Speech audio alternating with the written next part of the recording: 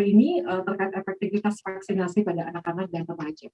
Mungkin seperti yang kita tahu ya, untuk pandemi COVID-19 melanda Indonesia ini kurang lebih 1,5 tahun ya. Yang kita tahu dari bulan sejak Presiden Jokowi mengumumkan kasus pertama yang ada di Indonesia itu bulan Maret 2020 ya, kalau tidak salah ya.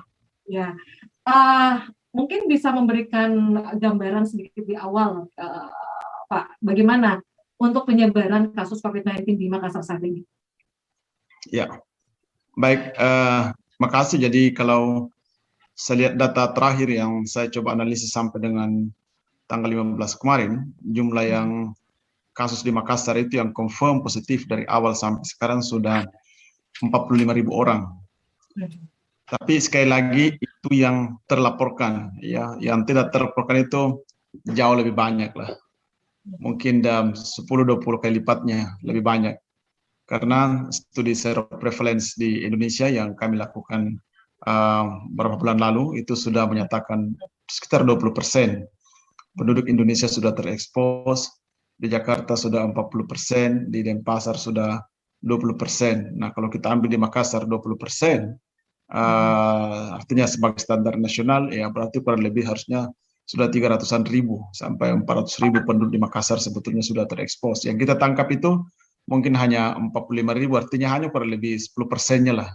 Ya, 90% itu mungkin kasusnya ringan atau tidak datang ke layanan kesehatan untuk memeriksakan diri.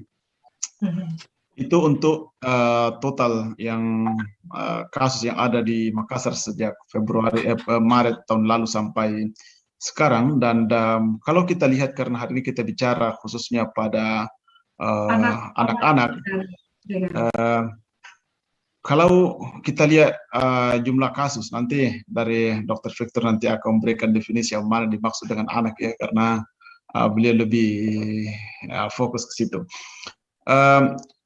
Kita lihat jumlah, walaupun kalau kita lihat yang pertama risiko untuk tertular ya, pada prinsipnya risiko untuk tertular pada semua umur itu sama. Ya, semua bisa tertular. Yang membedakan adalah ada yang data yang ada yang severe, apa yang berat kalau dia tertular, ada yang ringan-ringan. Nah, menurut data yang ada sekarang bahwa yang berat itu umumnya adalah pada orang dewasa dan orang tua, dan ringan-ringan pada anak-anak atau simptomatik, tapi potensi untuk tertular pada prinsipnya sama. Nah, sekarang kalau kita lihat data di Makassar, kalau di bawah 19 tahun, karena ini kami olah datanya kemarin berdasarkan 5 tahunan ya, yang di bawah 20 tahun itu sekarang 6.000, hampir 6.300 kasus sejak awal sampai sekarang. Ya, 6.000 sekian kasus. Sekali lagi ini yang sempat terdeteksi ya, 6.000 kasus lebih. Kemudian untuk yang umur 10 sampai 19 itu kalau saya breakdown berdasarkan umurnya 10 sampai 19 tahun ada 4.000 kasus, 4.163.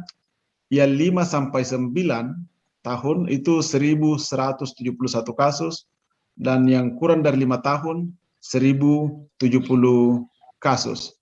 Jadi kalau kita lihat jumlah kasusnya total yang kalau